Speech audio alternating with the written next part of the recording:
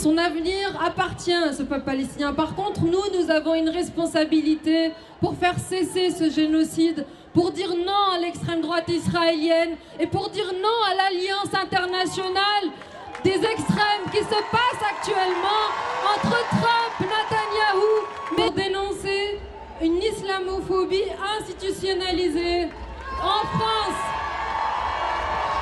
Nous sommes la risée du monde entier. 17 avril 2025, l'eurodéputé Rima Hassan a été entendu pendant plus de 11 heures par la police, sans pause, pour des tweets en soutien à la Palestine, notamment un appel à manifester à Sciences Po Paris. Juriste de formation et élue sous l'étiquette La France Insoumise, elle a été convoquée par la Brigade de répression de la délinquance aux personnes, BRDP. Son avocat précise qu'il s'agissait d'une deuxième audition, la première ayant eu lieu en avril 2024. Il dénonce une vague de convocations visant militants, syndicalistes et citoyens pour apologie du terrorisme, dans un contexte de guerre menée par Israël contre Gaza. Rima Hassan aurait pu invoquer son immunité parlementaire, mais a choisi de répondre présente. Son avocat parle d'une tentative de criminalisation du soutien à la Palestine. Pendant ce temps, les bombardements sur Gaza se poursuivent. Les manifestations que vous encouragez encore, vous souhaitez que ça continue? Je termine là-dessus. À partir du moment où les personnes qui le font n'ont nullement fait référence à ce qui s'est passé à Ramallah, et à partir du moment où les personnes que vous êtes en train de citer, qui ont fait référence à Ramallah, sont